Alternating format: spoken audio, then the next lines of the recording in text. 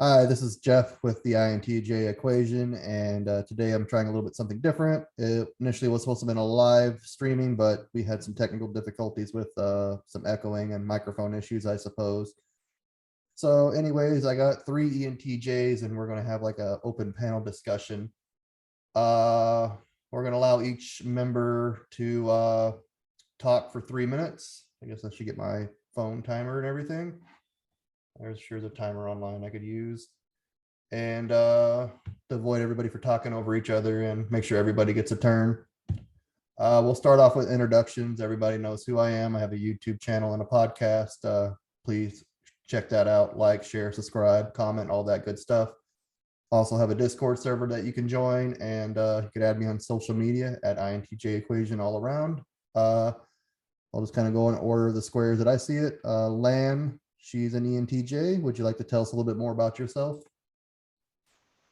Um, sure. So I'm in my early 30s. My day job is in the social services industries. My hobbies and interests, I like ancient history, cats, science fiction, fantasy, MMORPGs, gardening.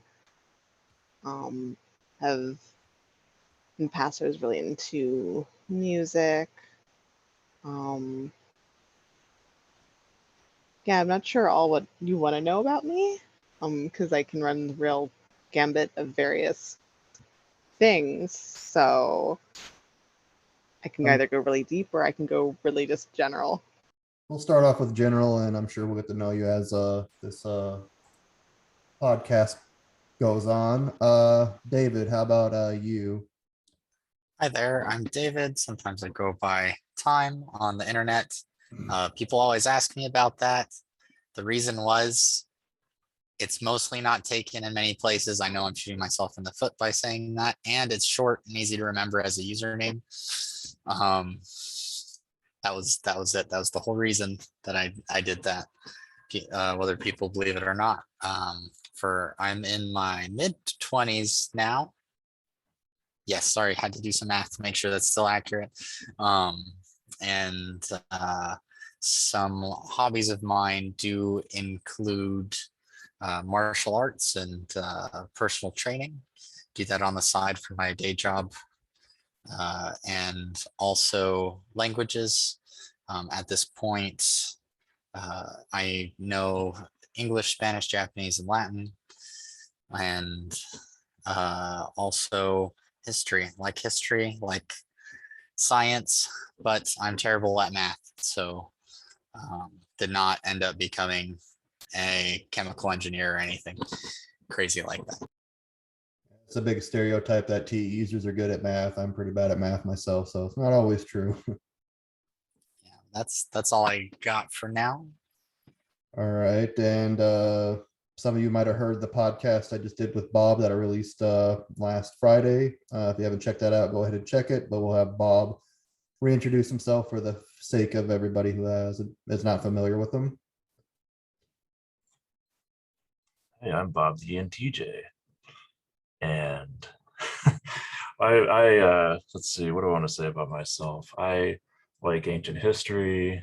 I used to have an MBTI based server. Well, I mean, I still do, but it's kind of lost numbers. And I studied game design and telecommunications in college, and I write a lot. Yeah, he just released some Taurus North Node a PDF on our Discord server, on my Discord server, and it was quite interesting. I could read it pretty. It was pretty insightful. I hope he has time to do some more. I'm sure it was very time consuming, but definitely Oh yeah. appreciate that. Yeah, and the edited version is going to be coming sometime soon too. I've got a few others that are going. Very cool. All right, we'll go ahead and get started. I think I went over the criteria of the 3 minutes. Didn't do that with the introductions because those are typically short. All right, so we'll just go ahead and start off. We'll start off with David, since I started off with Lan last time. What is your own unique experiences as an ITJ been like growing up, fitting in, being misunderstood, being understood, that sort of thing?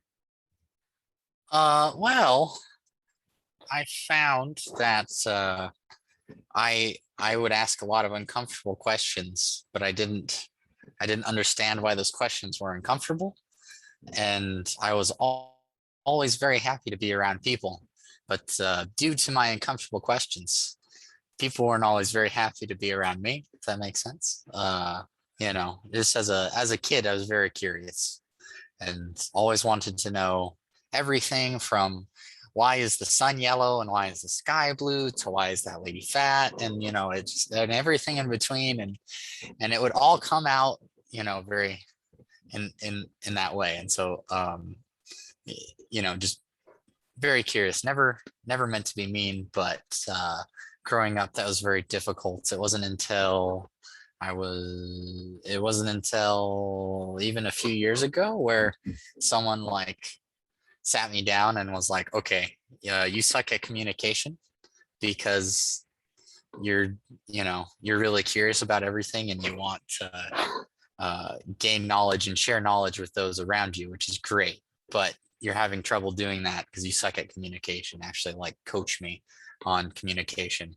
And that was very generous of that individual. Very grateful to them forever.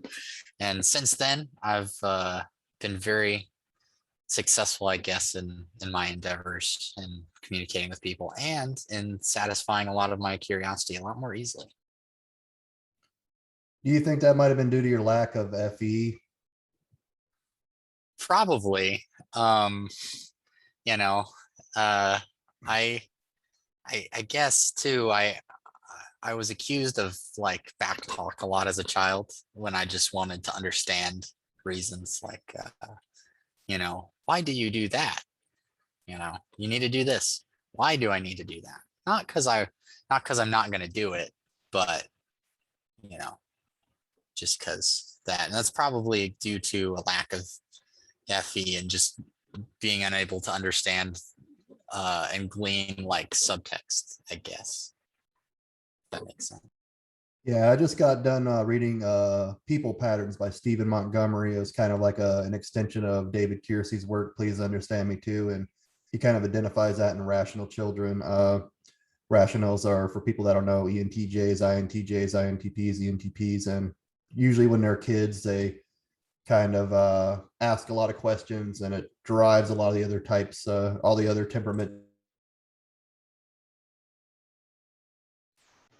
You muted yourself. Oh, I thought that was on my end for a second there. But yeah, No, Jeff, you muted yourself. You said all the other temperament types, and then you muted yourself. Okay, sorry. Yeah, I was trying the whole spacebar thing. I'll probably edit that out. Yeah, as I was saying, I read the book. I don't know if you heard all that. I'll just start over. I read People Patterns by Stephen Montgomery, and he talks about like the temperaments is like an extension of David Kiersey's Please Understand Me Too.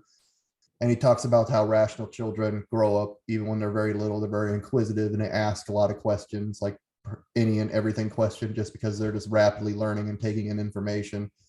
That was something that I drove my family nuts with. I think the only one I was really tolerant of that was my grandpa. He was an ESTP, so that was kind of an interesting experience and correlation there, I guess. But anyways, Bob, same question for you. What's your experiences like being an ENTJ? Pretty sure you answered this on the podcast, but maybe give a little more Yeah, clarity. I did. Honestly, it really sucks. I mean, well, okay, like it's really fun. Like you like being yourself. I was really super ultra careful right from the time that I was a toddler because I realized that everything that I was doing and thinking was not socially normal. I don't know if the other NTJs have that experience. I think a lot of them just blur things out and then they get like hit by a truck, But like being an ENTJ in general throughout life, I mean, is that kind of the idea? Because I don't have much to compare it to because I've never been anything else. I mean, I'm sure you could see other types like, guardians and artisans, especially, that they're more common. So their faults and their way of doing things is just socially accepted because there's just more of them. I mean, you can compare. I mean, yeah, obviously the typical experience of every single day asking, why are people so stupid? Why is the world willfully ignorant? Why do we have to deal with this? Why don't people listen?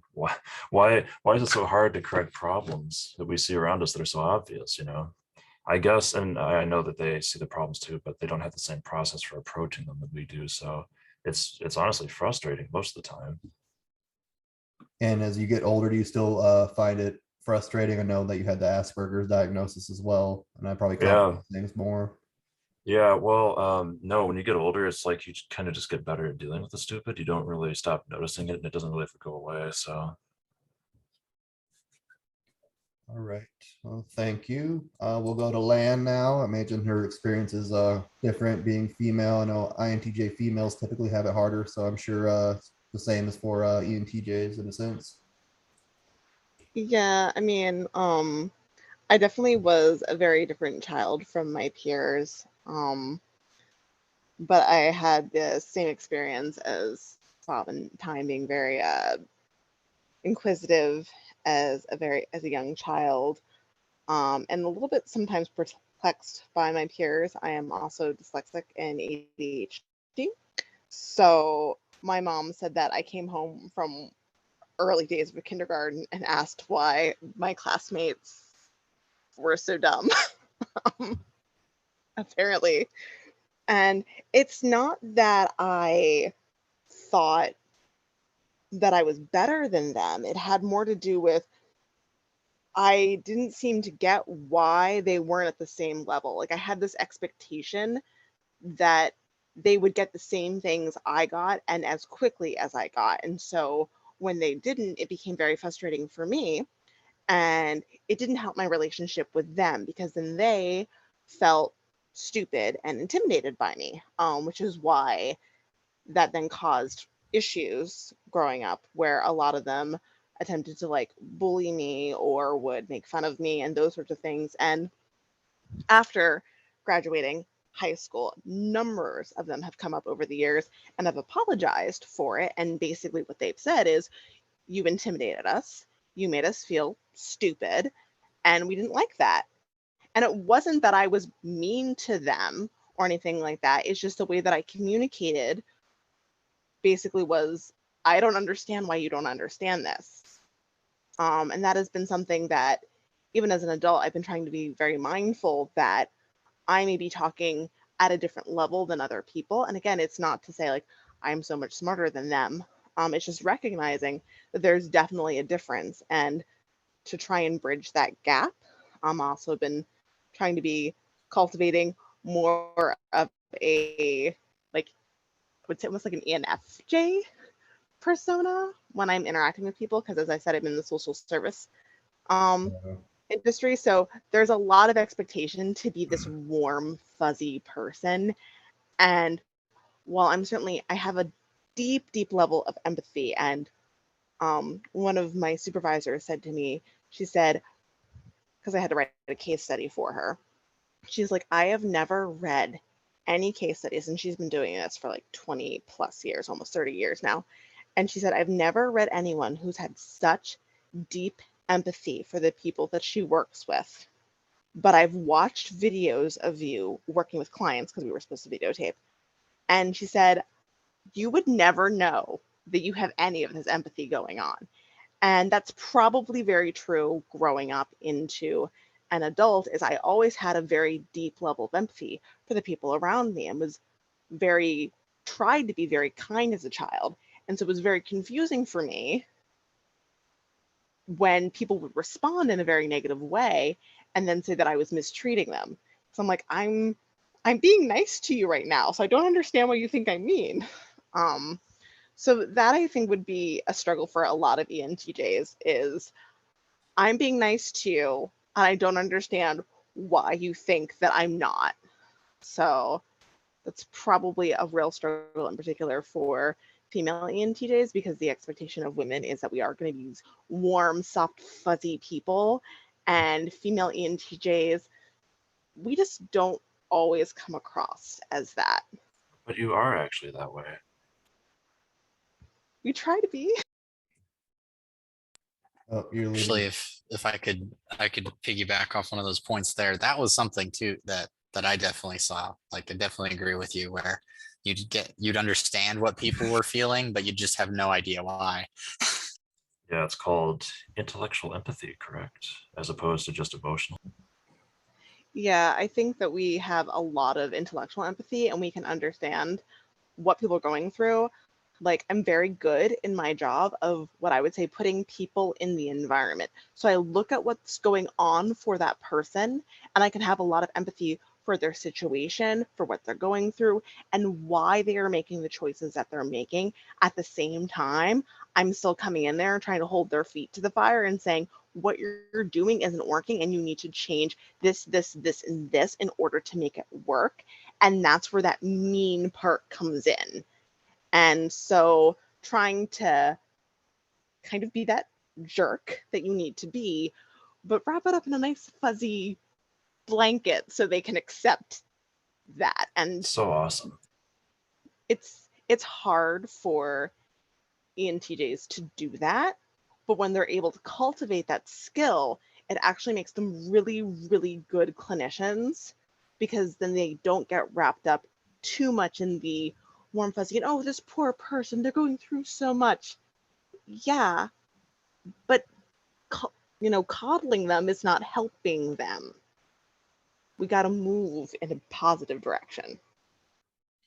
Yeah, I worked in behavioral health too, and I kind of had the same pitfalls. Like I'm just not very naturally warm and fuzzy, as you would say, but I did get compliments actually, like just how understanding I was. I think with our TE, we can kind of substitute that for our lack of FE, and we kind of just find solutions for people. We kind of like, and we're just very blunt and direct. We just kind of tell people how it is, but kind of soften the edges a little bit where it's a little easier to swallow, especially with me just working with kids in general. I don't know what age population you work with. I work the gambit. I've worked with kids as young as 4. I've worked with adults as old as 90 and everything in between. Okay. All right.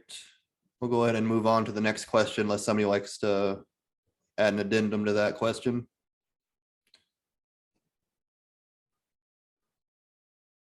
All right. Well, I mean, we could probably go on about it for a million years, but Gotta Okay. cut it off somewhere. Yeah, you could have a whole podcast episode just on like that. Yeah, it's a huge struggle to go through. I think that's something INTJs and ENTJs can definitely relate with each other with. Kind of looking at these societal mean monsters, pretty much. it's awesome. We don't have this SI and the FE like a lot of other types do, the nice warm affiliative kumbaya types, I guess. All right, speaking of SI, it is known for long-term memory, and ENTJs have SI trickster, SI blind, whatever you want to call it. How do you guys retain so much information? Like I know Bob, I've talked to him a lot more, and I've talked to David and Lan, but remembering all this stuff with astrology and ancient civilizations, how do you guys cement that in your minds? I'll start with you this time, Bob. Well, Leonardo da Vinci once said that if you it was something like, if you put passion into the work, then perfection is the result, or something like that.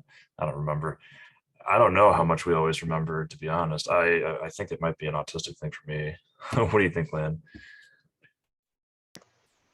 Yeah, for you, it definitely seems like your autism affects your ability to Yeah. remember things that you're passionate about. Because when you're not passionate about it, like say if I say, hey, I have this thing on Saturday in like 2 weeks, Saturday comes and you're like, I don't remember you telling me that. Yeah, but you honestly don't say it, so I can't be held liable. I think that we No, you don't. remember, I think that we have a very detail-oriented mindset, and we really like examining systems and the relationships between things, and that helps us remember a lot more, at least in areas that we deal in a lot. Now, people think that we have an amazing memory, but there's a lot of stuff that we won't remember too, because we just don't pay attention to it. I'm sure you've had that same experience, Jeff. Yeah. I think a lot of it could just go back to the NI. I think NI kind of remembers things that we're going to need for our future goals, and SI just remembers things in general, like every little thing. Like it doesn't really matter to me what I had for dinner 3 weeks ago. That's not that important. But SI member probably could remember that. I will say that I think that, like, instead of memory, it almost feels like that whole SI shadow function, whatever. It's almost like you're not paying as much attention to your environment as you should be, even though you're really connected to it. It's a really strange dynamic. I don't know if either of you other two have that experience. I used to work with this ENTJ woman. I talked to Bob about her a little bit in the podcast, and I remember she would have sticky notes all over the place because she couldn't remember things. So she would always have little reminders, just little notes like I have to do this, I have to do this. This is when this is due, because she just would forget it. Lan, do you have anything to add? Okay, you unmuted yourself. Well, it's kind of a mixed bag for me, what I do remember and what I don't remember. As I shared, I am ADHD. So sometimes I get easily off track if I'm in the middle of doing something and someone comes in and says, hey, I need you to go do that. And then I come back to the project later and I'm like, what was I doing? Or I'll just completely forget about the thing that I was going to do. So at least at my job, like I try and write down everything because I'm super busy. Everything's always coming at me. You know, I usually have like 5 people coming at me all with needs, and there's just no way to hold that all in your brain at the same time. But then when it comes to like facts and things that I learned years ago, I can just pull it right out of my brain and spout it out. And people seem to be amazed that I can still remember things that I learned way back in like high school and elementary school and things like that, which, as I shared earlier, that's part of, you know, I would say things to my peers in classrooms and be like, how do you remember that? Like, we learned this 4 years ago. Like, why, like, weren't you all paying attention to this? Like, why don't you know this? We all learned this. So sometimes I'm really, really good at remembering things. And then other times I couldn't tell you what I had for breakfast. Did I have for breakfast? I don't know. It didn't matter. So it's really a mixed bag for me, what I remember and what I don't remember. I don't know if that's SI or ADHD. We could go into, you know, how do people's brain structures impact their personality types? Because I find a lot of NTs, for some reason, tend to have ADHD, dyslexia, autism, Asperger's.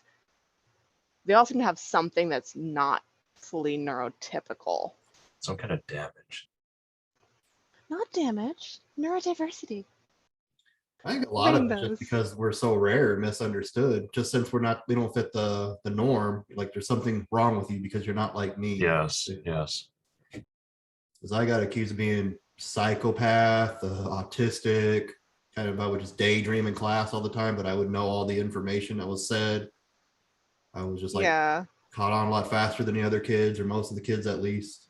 You don't seem like a psychopath. That's going a little far. Oh, yeah. I don't know. Look at those eyes. No. Well, I've been called that plenty of times. So serial killer, school shooter, yeah, you name it. All the classics. Yeah, all the classic archetypes there, I guess. David, well, I almost lost track because I have very low SI too. How has your low SI affected you, like with your memory wise? So my memory has overall been pretty good. Like in my family, I'm known for having a really good memory, I guess, somehow. But I've noticed where it fails is the most, or where I have the hardest time remembering things, are either like upcoming events. You had the one coworker who used sticky notes. I use my wife. I just say we have an event coming up at this day at this time, and she makes sure that I know. It's great. It's a great partnership. Works out really well for me, at least, and she seems happy. So What type is she?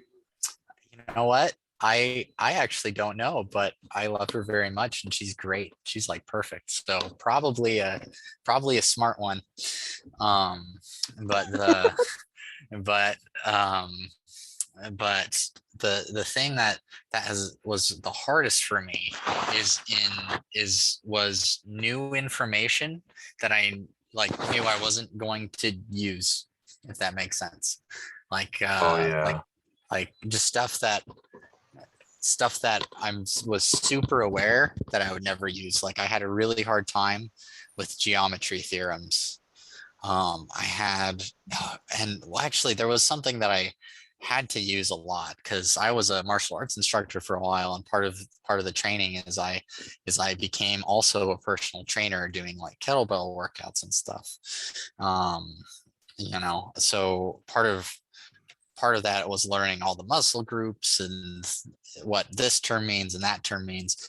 And it just took me forever to retain it in my mind that, oh, this, the tricep is here are tricep exercises, just to, here are exercises that are good for your shoulders or your chest, or, and the specific muscles there. And this is how you want to do these things, because my personal training was all geared toward combat sports. So anytime I personally trained someone, if you're someone I've personally trained and you're hearing this right now, then I've actually been training you for combat sports, even if you never threw a punch. Now you know. But that was the biggest thing that I've actually had to use that I just couldn't remember. But kind of like Lan, I'd have stuff in class like years ago and be like, oh yeah, this thing, or I'd be able to tell someone, like recite someone's conversation on whatever day about whatever thing. Like if my parents told me that they didn't tell me something, I would bring them exactly to the place where they were in the house and say, you were standing right here, I was standing right here, you had this exact item in your hands, this is when you told me, and this is what you said, and the clock said this. So that sort of thing. So I don't know if my memory has been so bad so much as it's just been some specific things for whatever reason are just hard to remember. If they're useless, yeah. Yeah. Although sometimes you'll be surprised at things like you learned and then you forget, and then you just get a little bit of a reminder, and then all of a sudden it all comes back to you. Oh yeah, whenever I have to sail, that happens. Yeah, I think that's NI. Yeah. It's kind of like, it's like an epiphany moment, like a deja vu moment. You just hear something that you heard so many years ago and it just becomes relevant in the current situation, and just like bam, right there. That was me in human biology, and I kicked myself because I really should have taken the 2 human anatomy classes, because I had completely forgotten that when I was a toddler, my mom didn't have time to read to me normal toddler books. She read to me from her nursing textbooks and taught me all the human anatomy. Completely forgot about it. Got to college, started doing the human biology thing, and it all just came flooding back, aced all the tests, and I had no idea where the knowledge was coming from. I just almost knew what the professor was going to talk about before he even said it. Yeah. I kind of had a similar experience, except like I talked to Bob about this a little bit in the podcast. I was diagnosed with avoidant personality disorder, something that still haunts me, but I'm getting over it for the most part. And I was isolated a lot, and I would just like read encyclopedias like 7, 8, and I didn't understand a great deal of it. But once, it started coming up in school and then through life, it just, oh yeah, I remember this. And kind of interesting how that works, I guess. Go ahead and move on to the next question. I'll start with you this time, David. How do you compare being a TE Dom to a TI Dom? I don't know how familiar with INTPs, ISTPs, but what is it like being a TE Dom compared to TI, rather, if you know anything about TI, really? So I've met, INTPs and such, and a lot of them seem a lot less cautious than most INTJs or ENTJs. I'm not a very cautious ENTJ. Personally, like I'll go and just try stuff. Like, you want to get in a cage fight? Oh, sure. So I kind of understand their desire to like try things or be interested in things, but I feel like a lot of them have a less, how do I say it? They have like they want to try more things, when a lot of like ENTJs or INTJs want to get good at a few things, whereas the INTPs and ENTPs want to try all the things. That just might be the specific people I've met, but that was kind of where I was like, I had a roommate who was in ENTP, and he just wanted to do everything. I was like, oh, sure, you're paying, okay, you know. Yeah, that NE So, there. yeah, and he would, you know, he'd pay for it. He'd be like, oh, we're going to go do this. He's like, David, have you ever been roller skating before? Never in my life. All right, we're going right now. Okay, I guess we're doing that today. You know, it was felt like if you ever seen Phineas and Ferb, I was like the Ferb in that situation. Like, I know, David, I know what we're gonna do today. I'm like, all right, sure. You know, along for the ride. It was fun. That probably made me a lot more adventurous too, because before that I wasn't as adventurous. Mhm. When did you get into martial arts? Oh, when I was a child, I went back when video rental stores existed. Mhm. You know, for all the young people, you used to be able to pay money to get a physical thing that you would put in another device, and you would watch it, right, instead of streaming it online or paying from like Amazon or whatever. Yeah, remember those days? And well, I know you do, but you know, some Yeah. of the youngins watching this are probably going crazy. And there's this place called Blockbuster Video, which was where a place that shut down, but I actually never really went there. My parents preferred Hollywood Video. But sorry, I'm going off track. But at one point they rented this movie called The Karate Kid. Okay.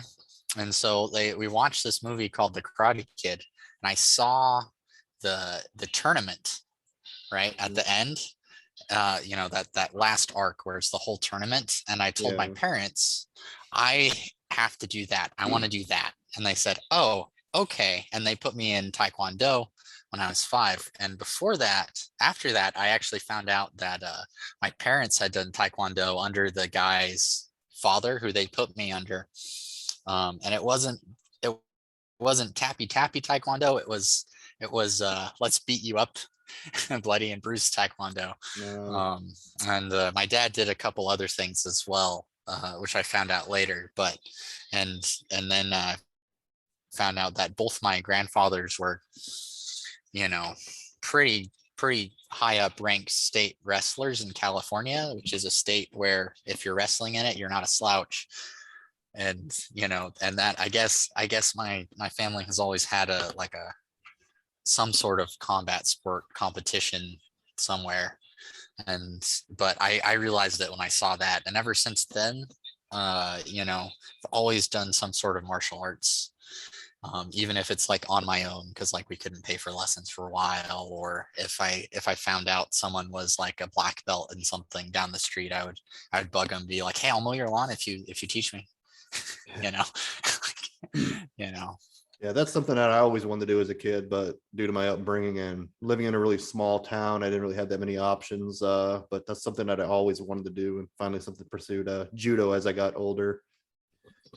Judo is wonderful. I love judo. Once I'm working on getting a black belt in Brazilian Jiu-Jitsu right now. Mhm. So once I get that, then I think I'm going to go do judo so that I can, because I want to be good at the ground fighting, but I also want to hit people with the ground, if that makes sense, because that's a lot of Yeah. fun. Yeah, throwing is a lot of fun, but it can be pretty painful if you do it wrong. Or if you do it right. You know? Yeah, when you do it right. That's the great thing about judo. I shouldn't talk about that too much though, because if I do, we'll have a whole podcast about esoteric martial arts stuff. So Maybe we could do one day. hey, Well, if you want, I will totally come back and do a whole podcast with you on esoteric martial arts stuff. If you ever want to meet some really cool martial artists as well, who are pretty well respected, I bet I could ask them if they'd like to be on the podcast. I'm sure they'd be happy to be. yeah, I'll hit you up. But for now, I'm going to go ahead and move on to Bob with the same question. What's your experience being a TE Dom compared to a TI Dom, like a ISTP or INTP? Oh, well, geez. I mean, I had a friend in college who was like an INTP. And it was very interesting because of the way that we would approach problems. I mean, he was a programmer. It's like super stereotypical, but my experience with TE versus TI is sometimes I feel like I'm really intelligent, even though I don't really think things through. It's really a strange. I feel like I'm really intelligent, but then sometimes I feel incredibly stupid, because I'm not thinking about things in the same internalized, like extremely logical, deep system kind of thinking that a TI Dom would be. TE can go a large part of the distance for that, but then it kind of gets bored and doesn't want to do it anymore. So then you just stop, and you feel like you're not as much of a hardcore intellectual as the TI users. I'll say that. Yeah, it's the TI and the shadow. It just kind of, you doubt your own intelligence at times, and Oh we kind yeah. of, we just learn from other people and other sources, and we learn what we need and move on to the next subject, and we kind of piece it together to kind of form our own system. We, since we can't really go and find form these deep theories just out of the ethereal like TI users can, we kind of just like, oh, I can't think of my own original thing. It's kind of like what I always wanted to do. Like I need to think of something that's not been done, but kind of just got to mix it and find your own way. And By the same token, I'd come up with a lot of ideas and solutions that he wouldn't. So sometimes I guess he felt kind of stupid in a similar fashion, where it's like, you're intelligent, but then you feel like an idiot. So yeah, TI users are not as organized. Their thoughts are really streamlined, just kind of goes everywhere. And a TE user can kind of go and iron that out for them and oh figure out how to yeah, put the plan into action, where it's just kind of in their head, basically. yeah. That's why I always walk into the room with the INTP and have to like clean up their mess and dig them out of their pile of clothes and all the other stuff. So Oh yeah, their lack of SE, it's gonna be really, really gross. They just don't realize how disgusting their living environment or their clothes or their appearances. I'm glad somebody else thinks so, because I always, every single day it was like that. Like I was at an INTP friend's house, and we were like, it was when we were younger, and we are like drinking, and I woke up to go find some toothpaste, and I opened the drawer, and there was a drawer full of used Q-tips in there. I was like, Oh, ew. what? It was so disgusting. Yeah. All right. Lan, what's your experiences with the same question, being TE Dom compared to TI? Well, TE is definitely kind of wielding a giant hammer at times. So when you're having these discussions with these TI users and they have their own like little unique systems they've come up with, and you just like come in and you're kind of like, you know, the person on the beach kicking over the sandcastle. And you're not meaning to be like, you're, you know, you didn't even realize the sandcastle was there and they're a little bit upset with you. Which is sometimes I think especially as a woman, when you're talking with a lot of like INTP guys,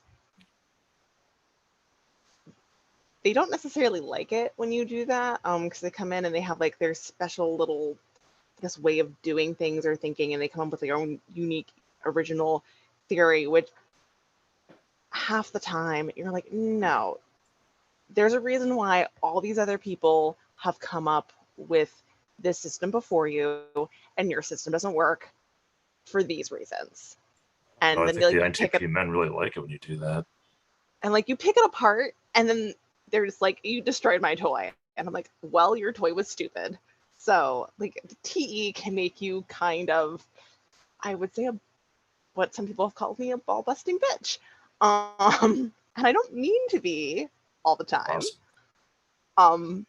But so I think being a female TE Dom, that can kind of be the persona that you get, especially when you're not filtering it through other things.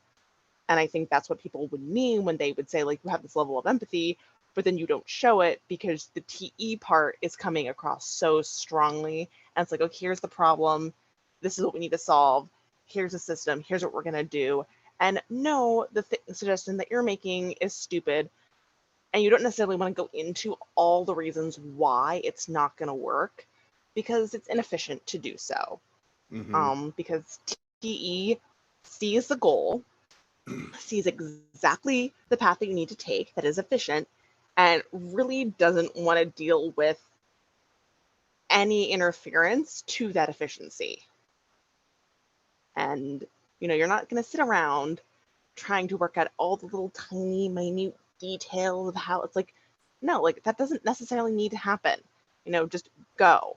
At work, I'm supervising someone and we're about to do a move, and they're like, well, do we need to do the inventory and then the move, or do we need to move all the stuff in the inventory? And I was like, what? Who cares? It does not matter which order we do this in. Just get it done. I don't care how, just boom, boom. These are the two things that need done.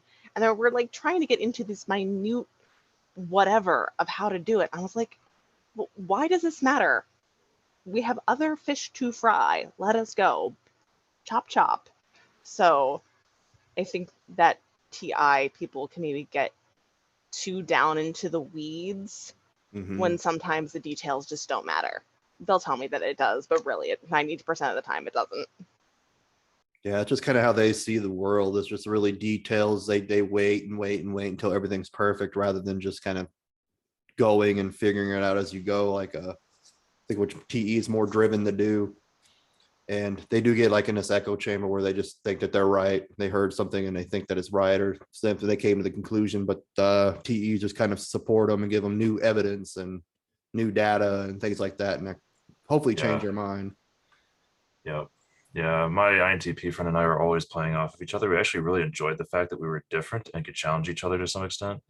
And I mean, honestly, we'd stay up all night just talking to each other, generating ideas and going through all these different subjects. It was actually pretty cool. So it's like if you can get past a little bit of friction with each other, it's actually pretty interesting and it's pretty enjoyable. I mean, I did date an INTP and it worked for a while until he was stupid. But that's a different story. No, that's like a golden pair for an ENTJ. So that relationship didn't last very long.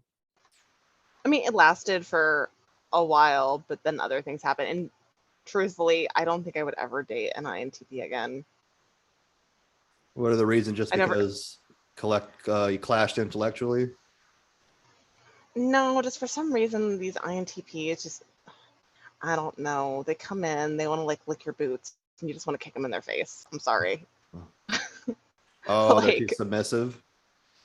Yeah, it doesn't really do it for me. And that was something that like really caused a lot of friction in our relationship, was he would not take charge of anything. And I was always wearing the pants. And I was like, could you please make a decision? Yeah, that's something that Bob and I were talking about in our podcast of like how women, they think that they want to like, and they do to an extent, and you know, like women, they think they want this like submissive guy that's just going to bow down to them, be like super nice, but instinctually women just don't want that.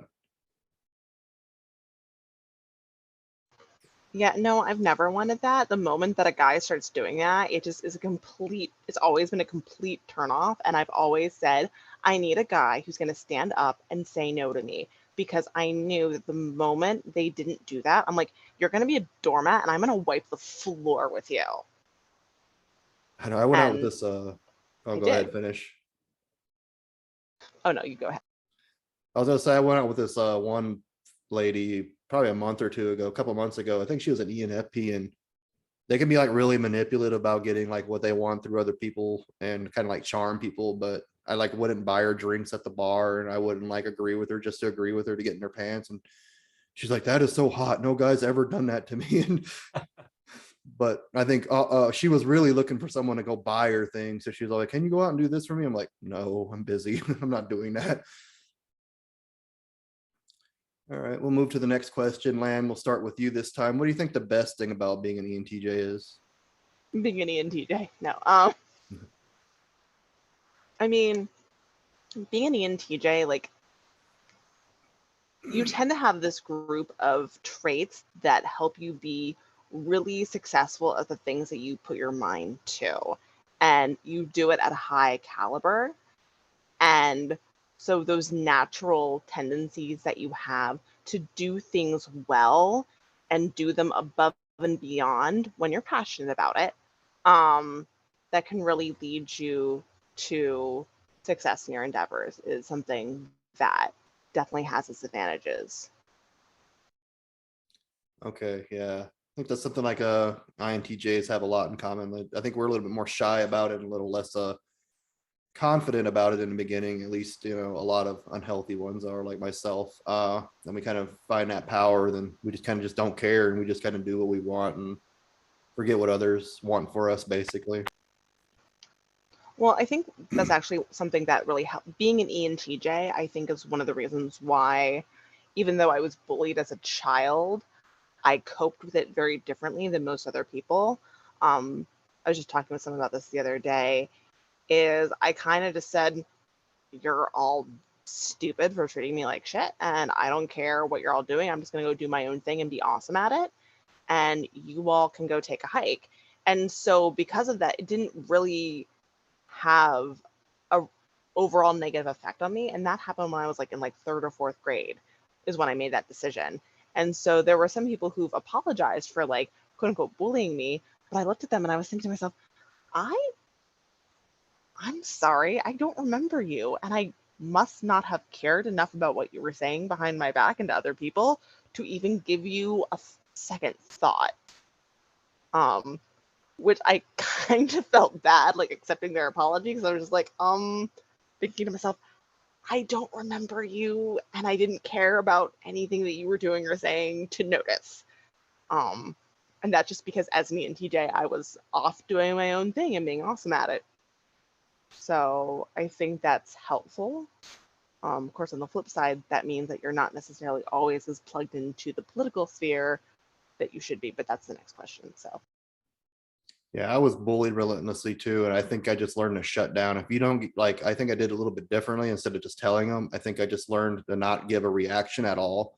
And they just kind of looked at me weird. Like I would just look at them with like blank expression, like I normally walk around with, and walk away. So I think I mastered my INTJ death stare pretty early on.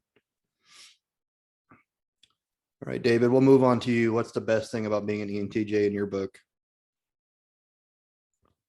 I think the best thing about being an ENTJ is just kind of the natural skills that you get from it. Like naturally, I've always been like very commanding.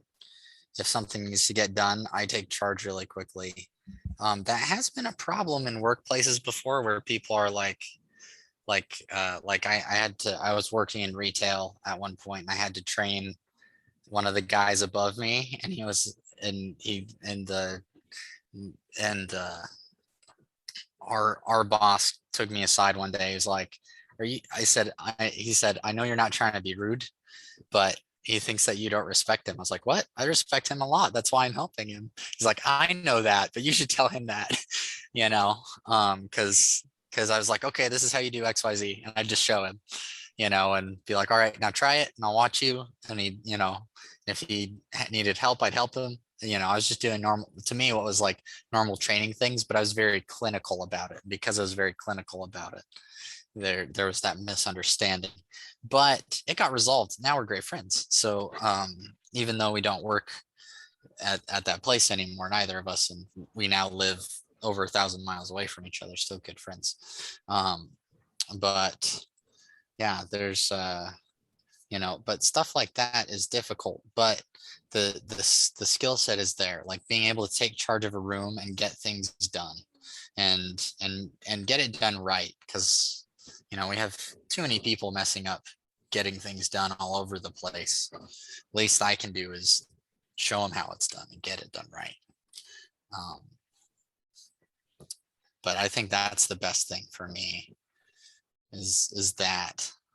And even like I was pushed around a bit in school for a while too. I think the way that I got out of it though was very different than you guys. Instead of like giving no reaction, I would give them like a really wild reaction and like start like getting them to do things so that they were like never sure what would happen, kind of more like because I tried the no reaction thing and it still got me beat up. So I was like, well, let's try the opposite. You're gonna shove me, well, I got a sharp pencil, here you go. You can use this in class, like but that, and I don't necessarily recommend doing things that way, but at the time it was the solution that worked for me. And it got me to the point where like people would listen to what I said, and like whenever I was paired in a group or anything, everyone would be like, all right, what are we doing? And I would part out assignments, and if you didn't get your part of the assignment done, then everybody would like write it on their paper that, oh, this part was so and so and he didn't do anything. So that was I think that's it for me. Just those skills, especially like leadership skills. Yeah, that's one thing I always envied about ENTJs. How could they just walk in and just start taking control and everybody listens to them? I think INTJs are, I don't know if timid's the right word. I guess it kind of is. Insecure is definitely a better word probably about that, and kind of nonchalant, or they just don't care. It's kind of a push and pull between they don't care and they're insecure about it, I guess. I guess they get insecure about it, so they just kind of shut down and don't care maybe. But yeah, It's that- actually surprisingly easy to just start ordering people around, like, okay, this is the goal, this is what we need to get done, so let's do X, Y, and Z. You are good at this, you're going to do that, you're going to do this, you're going to do that. Okay, project is done. We have 2 weeks. I expect this all to be into my email 2 days before the assignment is due, and go. Yeah, like I don't know. I think, yeah, I mean, I agree that it's really easy for me to take command at least. I think most of the INTJs I know, like I don't think it's necessarily timidity. I think it's more on the side of not caring, but I think it's more, even more on the side, more than not caring, is like just wanting to do something else, if that makes sense. Like just like that's just not the thing that you want to do. For Mhm. me personally, I would rather someone else deal, because you have to deal with a lot of stupid when you're in charge. So I'd rather someone Yes. else do it, and I will happily be like number 2 or number 3 on the totem pole to um helping out number 1. So number 1 has to deal with all the stupid, and I only deal with the other smart guy in the room. But when it's needed, I take control. I feel like INTJs in my experience have been kind of like that, where they're just like, I don't know how much of this I'm interested in dealing with, I guess. And so you just don't. But I could be completely wrong because I'm not an INTJ. Yeah, I think we hide a lot of the not, like, I don't really care about this with insecurity. I think that's a lot of it. But yeah, for me, like being a leader, like I don't want to deal with talking with people and getting all these, like, people say there's no such thing as a dumb question. I totally disagree with that. It's probably a bad thing. Only the stupid people who ask them. Yeah, I mean, Yes, exactly. it's because they don't understand, and we just got to think like, we have strengths that they don't have, and vice versa.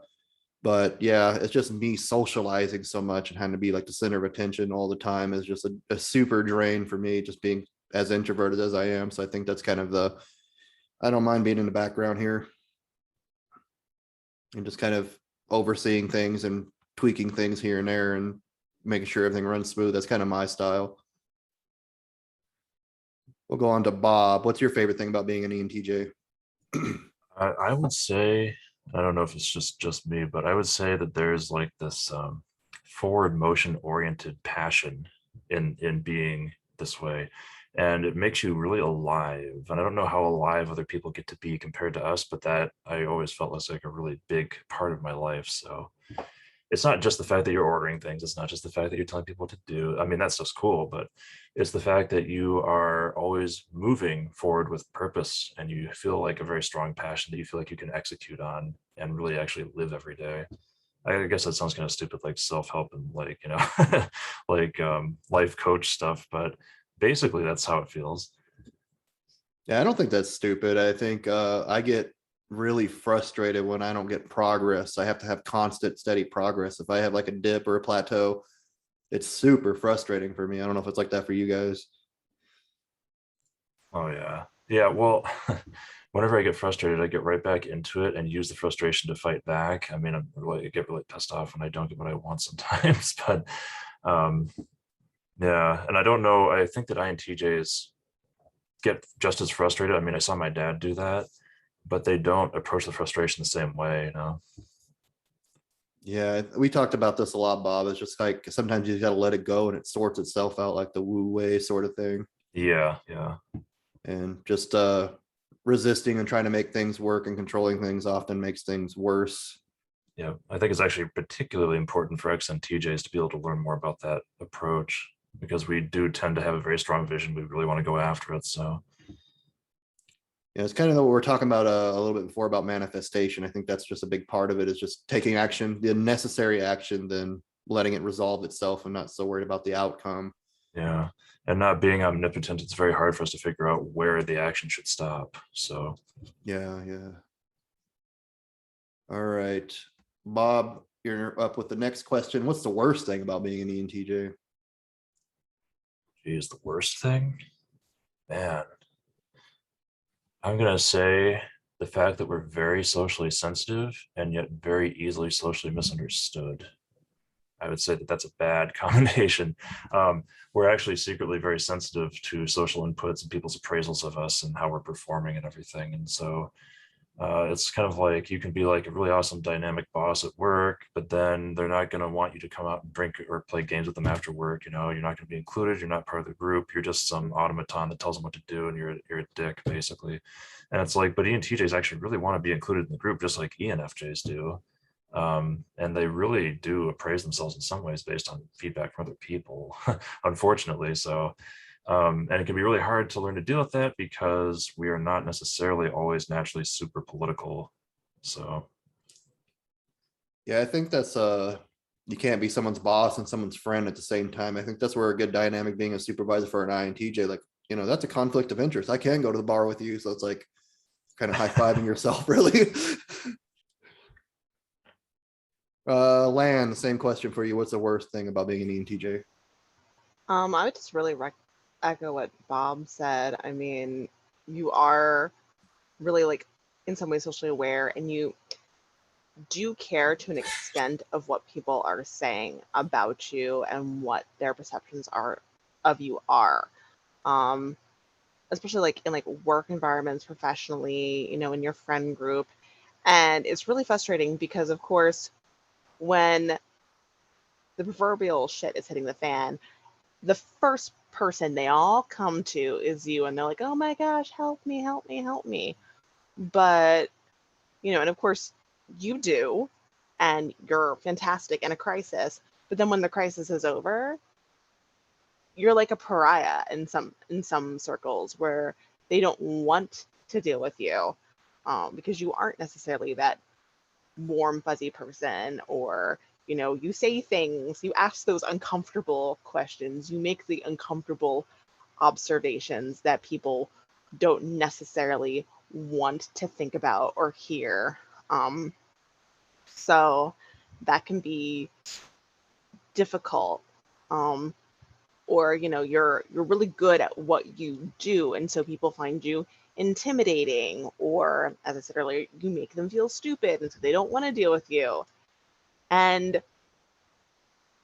you as an ENTJ will tell people exactly where they stand with you, and it's so frustrating when people won't give you the same courtesy.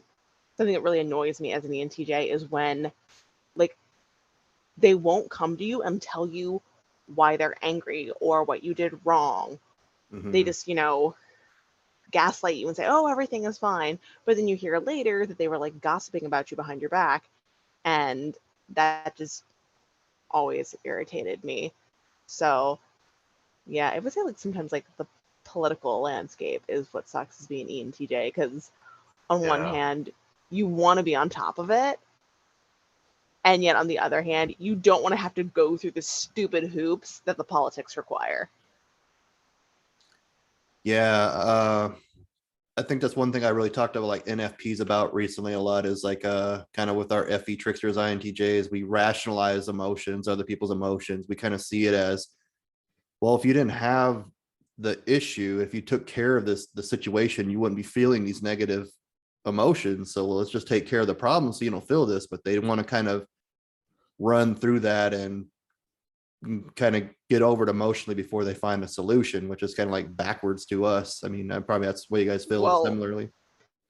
you're like, I fail to understand why your emotions have any bearing on this issue at all. Yeah. It's like, is the attitude that you come in at, and then you're like, oh, your emotions have everything to do with this thing because it's what's driving your motivation, your logic, your everything. And so I have to deal with your emotions, but I don't want to. I want to like poke them with like a stick and like, oh, I don't want to touch this. it's like I don't mind dealing with the emotions, but it starts to become so extensive. It starts to take up so much time and energy. Well, and why does it matter? Is what you want to say. Your emotions have no bearing on the facts of the situation. Oh, but So- they do. Oh, yes. And we just deal with the situation at hand and then work through the emotions. But yeah. Okay, I think I went out of turn order, David, so I apologize. I think I might have done that twice. We'll It's go all on to our good. next question with you. What's the worst thing in being an ENTJ? Oh, I don't get to answer the last question. Oh, the worst question. Oh, that's still the same question. Okay. Yes. Oh, okay. Yeah. So the worst thing, I kind of agree with Theon and Lan on both those. The worst thing, my opinion was, I guess, that kind of what we talked about, intellectual empathy, where like I'll know exactly what someone's feeling, but like Lan said, I'm like, why are you feeling this way? Like we got something to do. Like move on, grow up. Is kind of my gut reaction, which definitely, might make me sound like a jerk, but that's the, the gut reaction is we can whine about this or we can solve the problem that you're whining about. You don't have to get all sad about it. Let's just solve it and move on. If like people would get really upset because I'd say something kind of like Lan, where I wouldn't take emotions into account. They'd be like, I can't believe you said that. And I was like, why? Did it solve the problem or not? Did it work? Yes, then that's why. It doesn't, but that hurt my feelings. Sorry, but I know your feelings are hurt, but the problem had to be solved. Now we can address your feelings, kind of like what Lan said. That's been the worst thing is I think, okay, the worst thing was not understanding that naturally, if that makes sense. Yeah, it makes Not- perfect sense. I think you guys just summed up FE Demon basically, where you're just very hateful and misunderstanding and think it's just the dumbest thing in the world about how other people have feelings toward a solution or feelings toward a problem. And you think it just kind of like I do, like, well, we'll just fix the problem. You won't have the emotions. Yeah, well, for me, it's not really like you can have emotions toward the problem, right? But you've got to kind of like put those aside, work on the problem at hand. Think like being professional, right? Like it's Yeah. not very professional to cry because you didn't get to take your lunch break at 12 and you ended up having to wait till 2. Sometimes that just happens because there's a rush in the business or someone asked to take their break before you and they were already okayed and Did you have anyone do that? Yes. Really? Oh dear. Or they but just hangry? maybe, I mean like the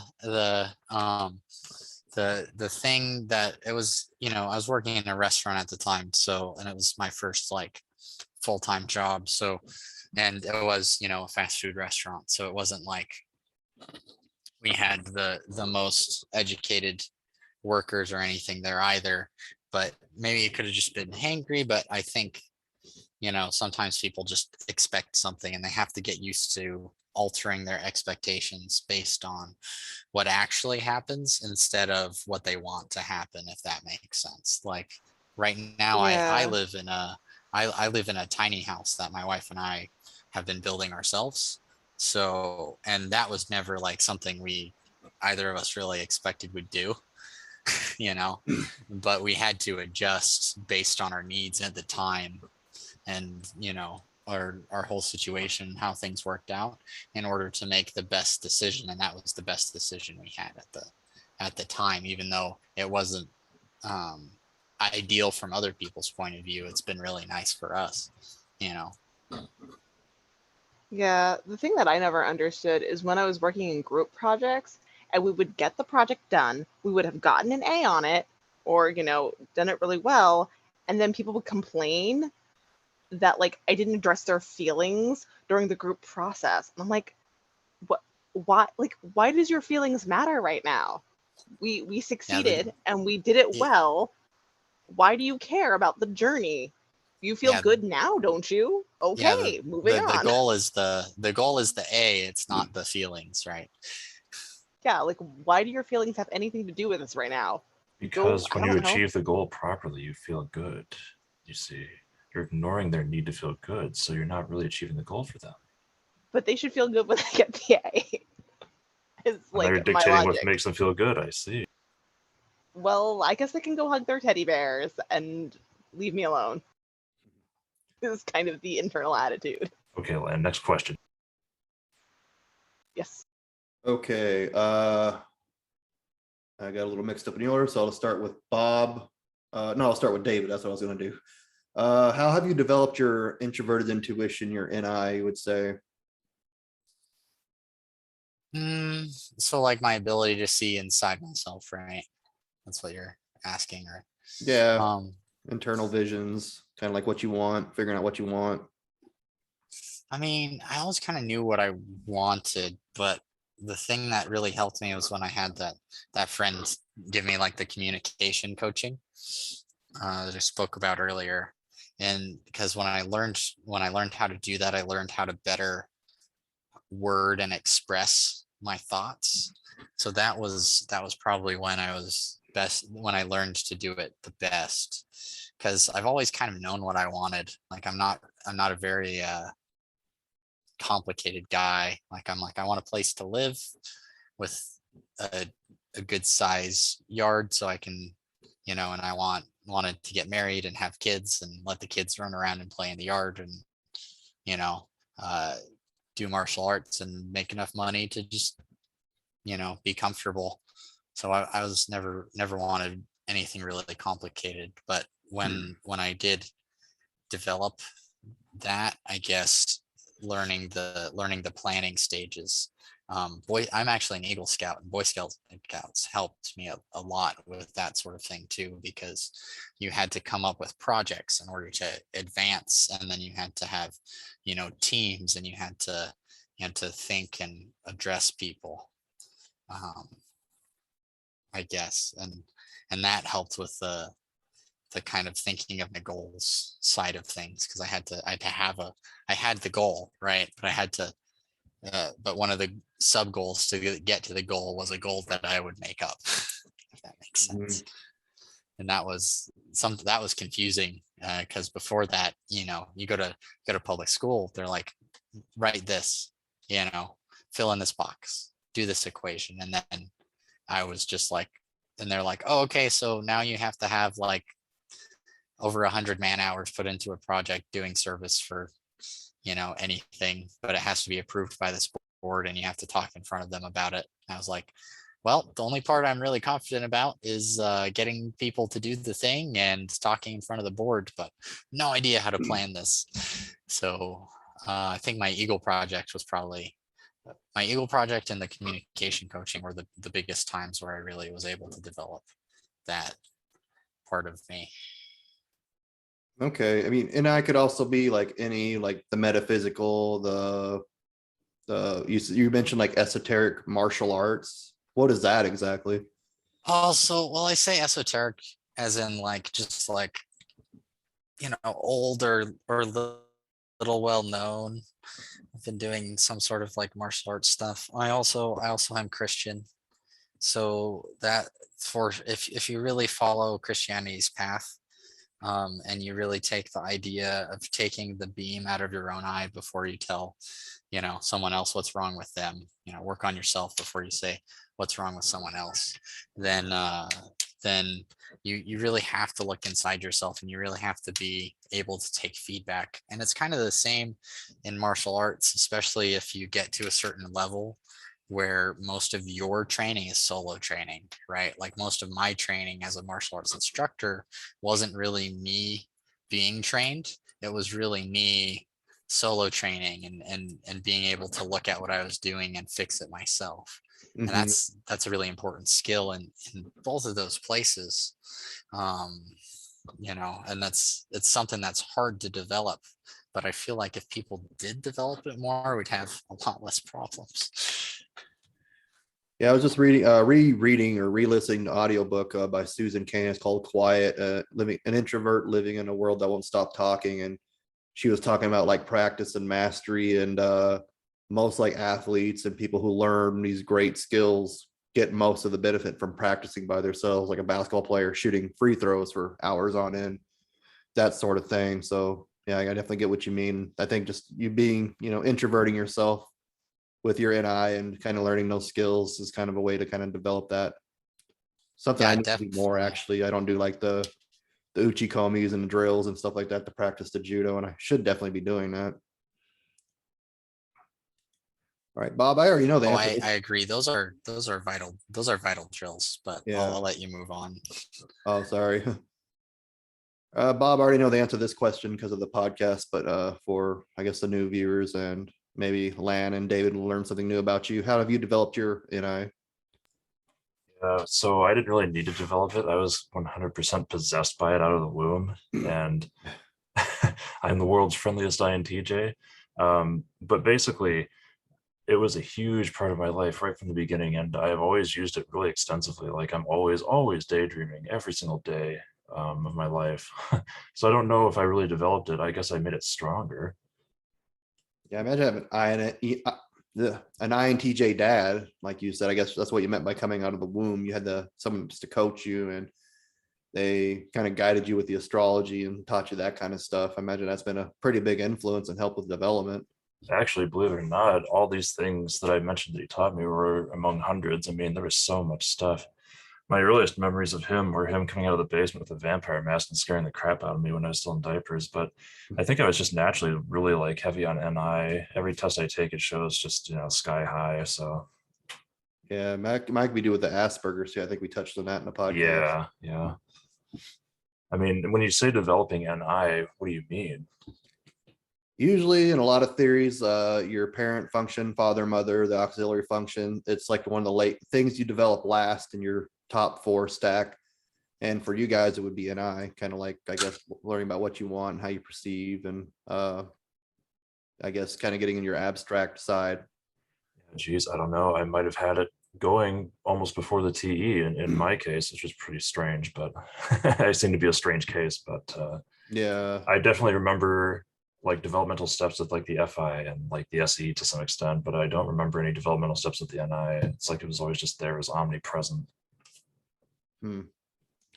Yeah, I'm sure the Asperger's throws a big wrench in that. He could even be an INTJ who's just a little bit more extroverted, I guess. Who never knows? Lan, same question for you. How have you developed your NI? Well, I've always been very like imaginative. As I said, I've always been into like science fiction, fantasy. I like read a lot of books. I was always like a hot knife through butter when it came to a book. You could hand me, a 900-page book on Monday, and I would hand it back to you on Friday. And that was with having class all day, marching band, work, orchestra. Like I I look back and I still am kind of baffled. I'm like, when did I read? Because I had all my homework done before I got home from school, and yet I still managed to read 900 pages in a week and still have like friends. I'm not sure when I absorbed this book, but somehow I managed. So I just did a lot of reading. I still do lots of like research. I'm always into reading and gathering like new theories, new ideas. I'm always trying to look into what other things are out there. I spend a lot of time talking with Sion and self-reflecting through my conversations with him. So that's been really helpful to develop psychologically. I will say that sometimes I feel like ENTJs are almost trick themselves into thinking that they know what they want because they're always going after goals.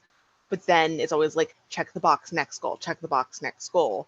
And so sometimes they end up chasing their own tails, going after all these goals. And then when you finally sit them down, you're like, okay, you got all these goals, but did you actually want any of them?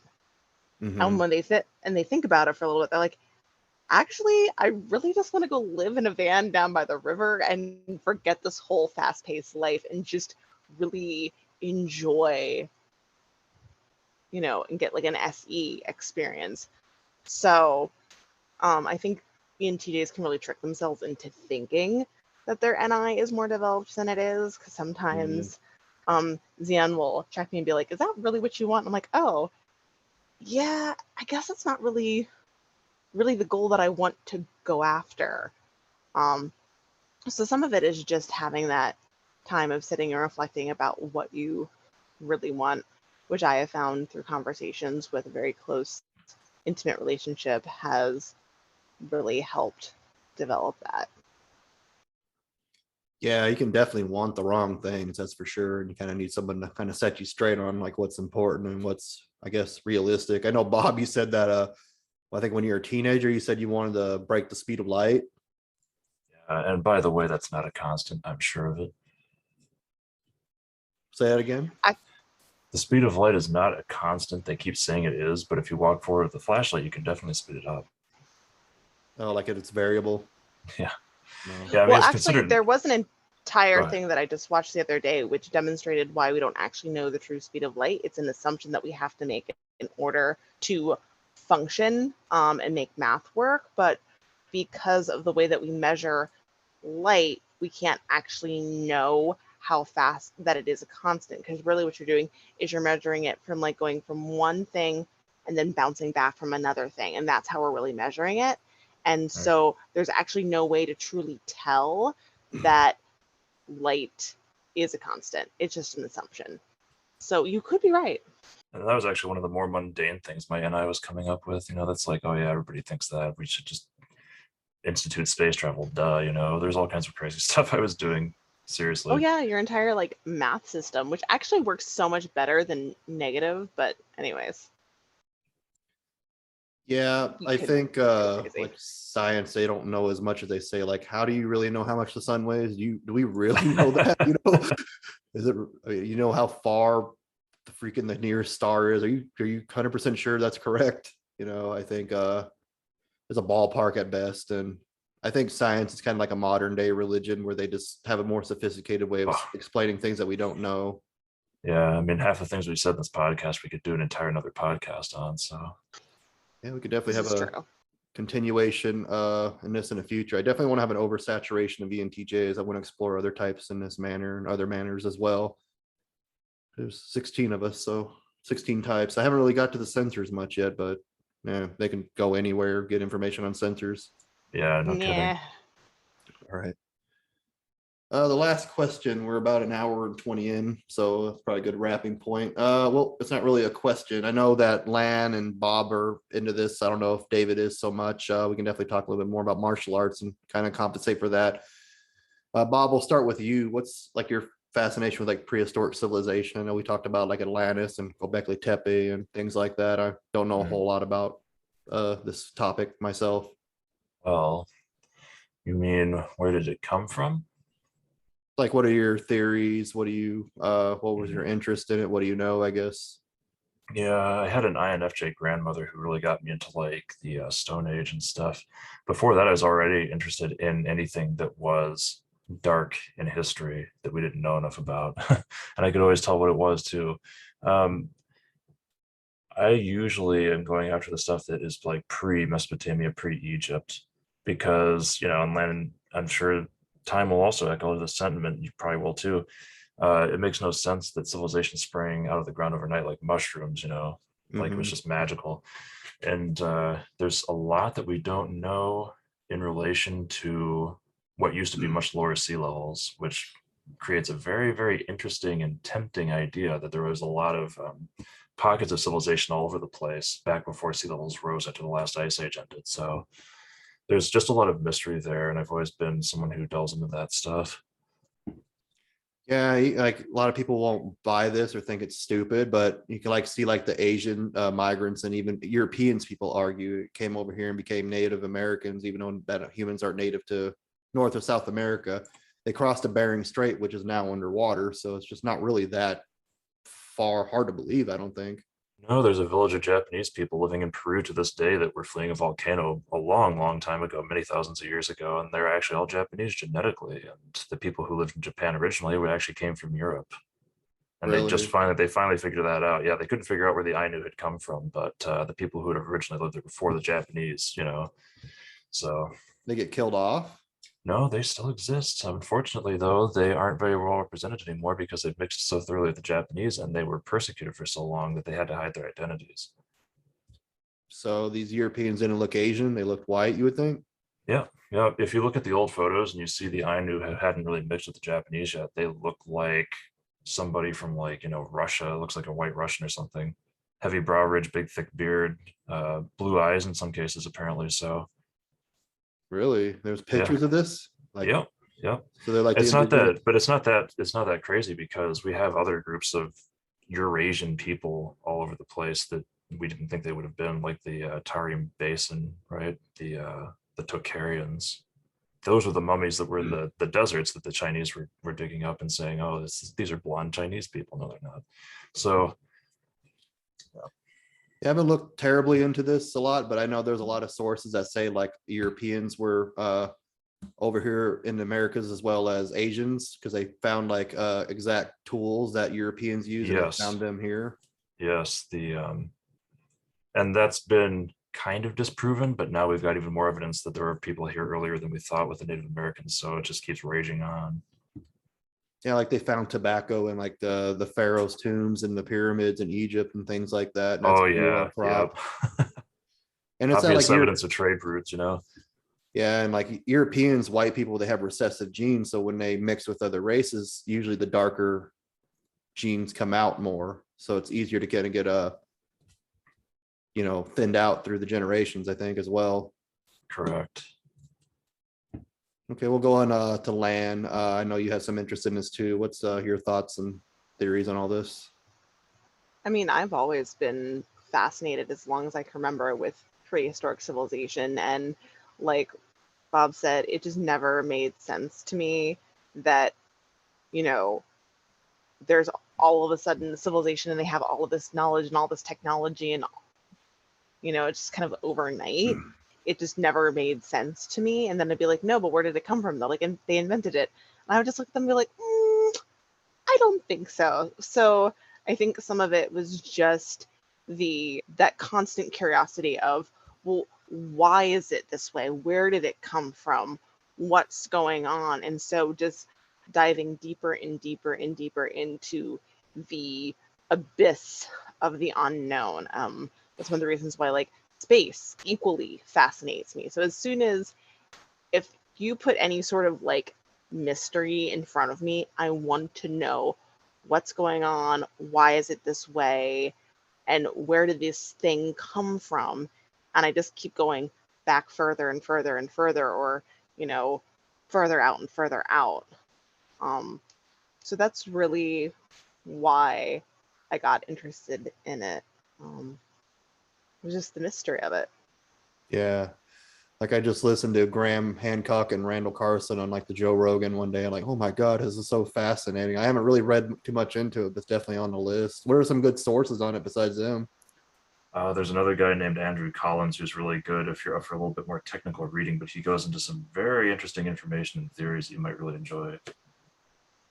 Okay, keep that in mind. There's just so much to read out there and so little time. All right, Yeah. David, I don't know if you have any knowledge or interest in this. If not, we can definitely talk about something more. Oh, I love history. So you know how Lan grew up hearing like anatomy books. I grew up watching History Channel documentaries with my dad. That was what would happen, and reading history books. So my dad actually studied classics, so he learned Greek, Latin, Hebrew, Aramaic, Chaldaic, lots of old languages, right? So he would, and he had a job reading like old texts and comparing translations and writing stuff on them for a while. And so he'd be like, I'd ask Dad what he was doing, and he would tell me what he was doing and what he was reading. A lot of it flew over my head, but I wanted to understand it. So I started just reading all the history books as soon as I could read. And when I was a teenager, My family started Revolutionary War reenacting. Great hobby. Oh, yeah. Great hobby. And we got a lot of recommendations and resources to actually read original sources for things on that timeline. So that sort of era is my historical specialty. That sort of region and era is my historical specialty just from that. But Awesome. I love I